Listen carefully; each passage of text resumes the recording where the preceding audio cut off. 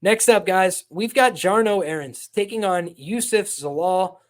I'm surprised to see this fight buried all the way down on the prelims, especially given how good Youssef Zalal looked in his last contest. Youssef Zalal was welcomed back to the UFC and rear naked choked Billy Quarantillo in the second round of a masterclass performance. He was absolutely beating the tar out of Billy Quarantillo. No disrespect, but not a very competitive fight. I thought he was dominating in every facet, and I thought that was clear in the striking. I thought it was clear in the grappling. I thought he evidenced himself to be the better fighter that night. And I had 2 units on Youssef Zalal, plus 125. I was very happy with that result. And now you see Youssef Zalal entrenched as a massive betting favorite against Jarno Errens in this contest. So clearly, the plus 125 that we got last time was a good number against Billy Q, a proven guy. And now we're looking at a 1-2 UFC fighter in Jarno Errens, but a guy who's coming off of a win. So finally got that momentum back under his belt, and he beat Stephen Nguyen.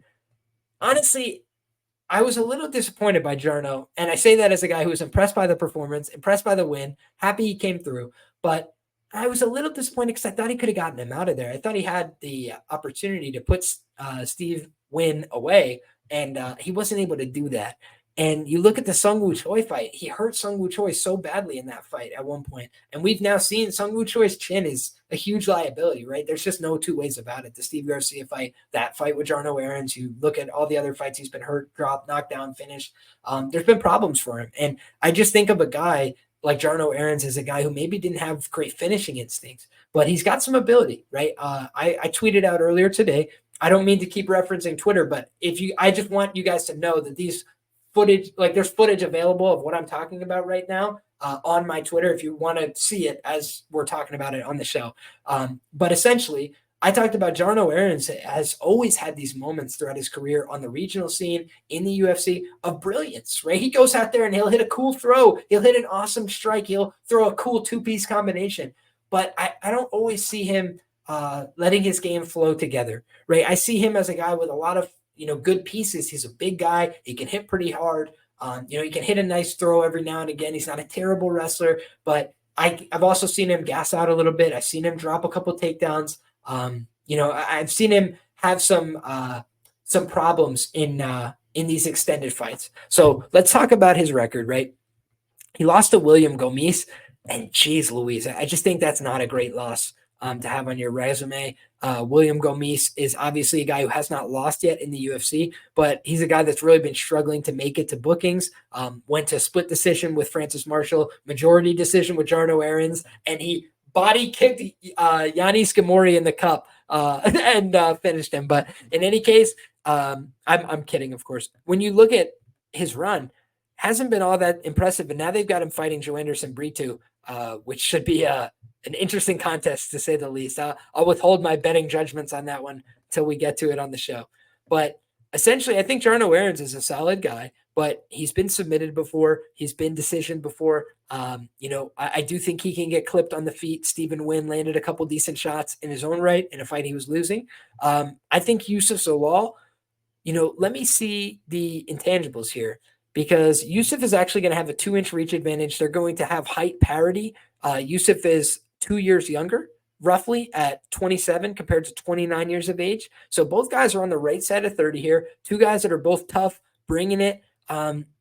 I think there may be a slight overconfidence on the Zalal side, just because Zalal is coming off a great win and he's coming off of a 5-fight win streak. But we don't want to forget that Zalal is 4-3-1 in the UFC. He lost a split decision to Sean Woodson. He went to a majority draw with Damon Blackshear, where he cleanly lost the first 2 rounds in that fight.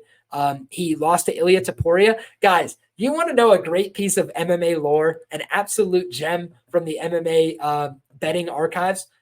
Youssef Zalal, minus 160 favorite against Ilia Topuria. What a difference a day makes in the market, right? Ilia Topuria was a dog, unknown, and this is an interesting one, because I felt like Youssef Zalal, guys, was a good fighter. Like, back in the day, I had said Youssef Zalal was a good fighter when he fought like Austin Lingo and Jordan Griffin and these guys. I was like, there's just something about him. He's a young kid. He has a lot of piss and vinegar. He goes out there, he throws.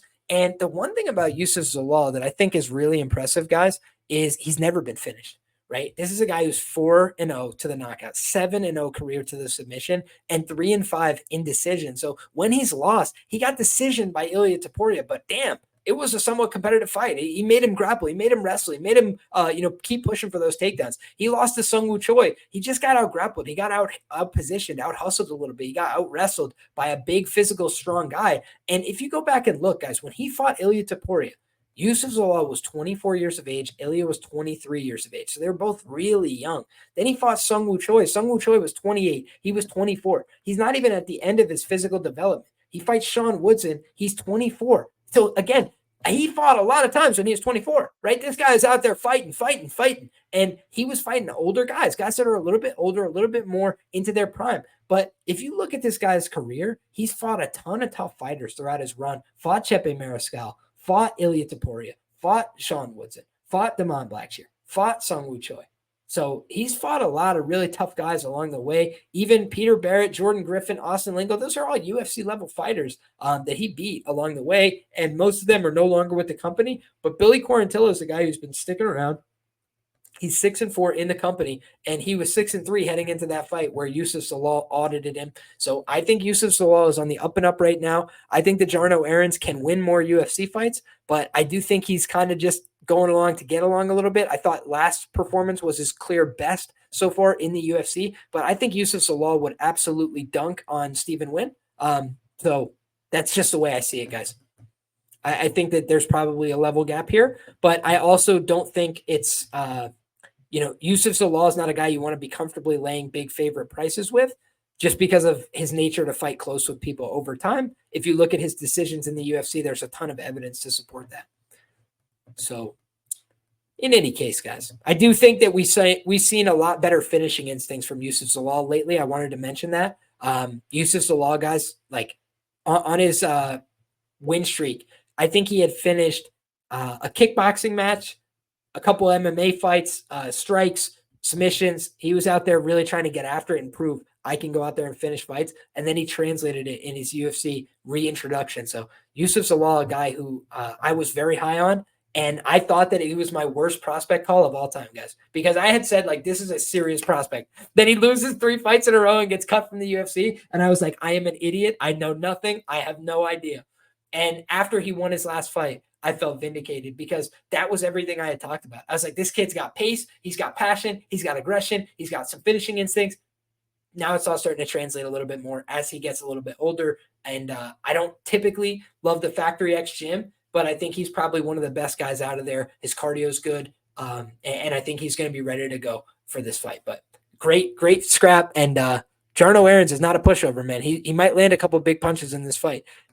He has moments, but I worry that the consistency won't be there. The other thing I wanted to mention is this feels like it could be a draw. And I never say that. I'm like the last person to ever point out a draw. Shout out to my guy, Moise Audio. He's a guy who talks about the draw sometimes. But these two guys have the exact same record, 14-5-1, right? They both have a draw already on their record. And Youssef Zalal had a draw in the UFC with Damon Blackshear. He just stormed back on him in round 3. And I just think both these guys can kind of have big moments like knockdowns. For Youssef Zalal, he's great with the back takes and things like that. You could just see one guy dominate one portion of this fight and not the other portion. So I think that Dixon hits the nail on the head here. Zalal has the aura, but Jarno's he's not a punk, right? Not a punk.